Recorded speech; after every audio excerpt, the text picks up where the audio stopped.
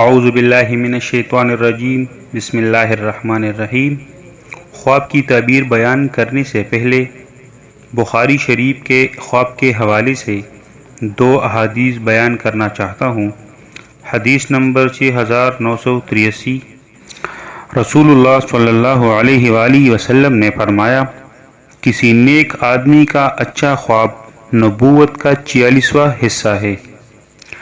حدیث نمبر 6986، نبی کریم صلی اللہ علیہ وآلہ وسلم نے فرمایا، اچھا خواب اللہ کی طرف سے ہوتا ہے اور برا خواب شیطان کی طرف سے۔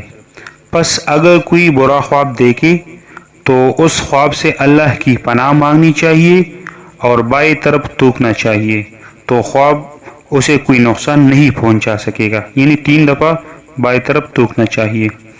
عبداللہ بن یحییٰ سے ان کے والد نے، اور ان سے عبداللہ بن ابی قتادہ نے، اور ان سے ان کے والد نے نبی کریم صلی اللہ علیہ وآلہ وسلم سے اسی طرح بیان کیا۔ اب چلتے ہیں تعبیر کی طرف۔ خواب میں بادل دیکھنا کیسا ہے؟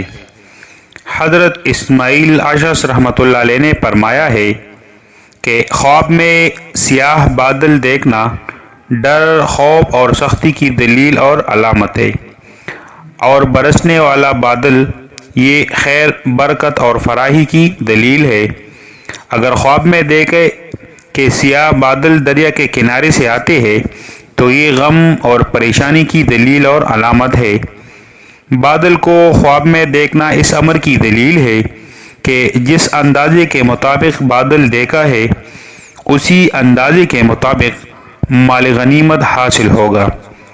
مطلب اگر زیادہ دیکھا ہے تو زیادہ حاصل ہوگا، اور اگر کم دیکھا ہے تو کم مال غنیمت حاصل ہوگا۔ یہ تھا ہمارا آج کی تعبیر۔